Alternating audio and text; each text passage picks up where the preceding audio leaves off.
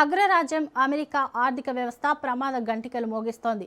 దేశ జాతీయ అప్పు $40 ట్రిలియన్ రికార్డు స్థాయిని దాటింది.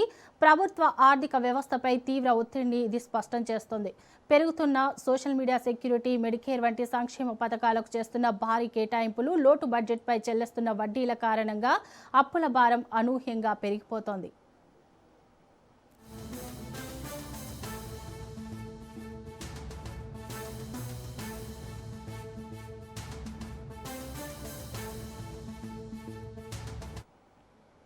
అప్పులు పెరుగుతున్న వేగం ఆందోళన కలిగిస్తోంది. కేవలం 5 నెలల క్రితం మార్చిలో అమెరికా అప్పు $39 ట్రిలియన్ చేరగా, అంతకుముందు 5 నెలల క్రితం అక్టోబర్లో $38 ట్రిలియన్ మార్కును దాటింది.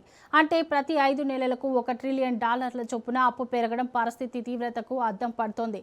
ట్రంప్ ప్రభుత్వం ఒకవైపు 6 నెలలుగా ఇరాన్తో చేస్తున్న యుద్ధానికి రక్షణ వ్యయాన్ని పెంచుతూ, మరోవైపు గ్యాస్, నిత్యావసరాల ధరలను తగ్గించేందుకు ప్రయత్నించడం వంటి విభిన్న ప్రాధాన్యతలు కూడా ఈ పరిస్థితికి కారణంగా నిలిచాయి.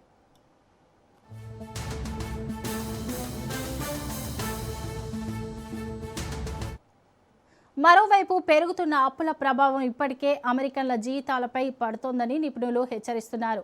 గృహ, వాహన రుణాలపై వడ్డీ రేట్లు పెరగడం, వ్యాపార సంస్థల పెట్టుబడులు తగ్గడంతో వేతనాలు క్షీణించడం, వస్తు సేవల ధరలు పెరగడం వంటి పరిణామాలు చోటు చేసుకుంటున్నాయి. ప్రస్తుతం అమెరికా రుణ పరిమితి $41 ట్రిలియన్ ఉంది.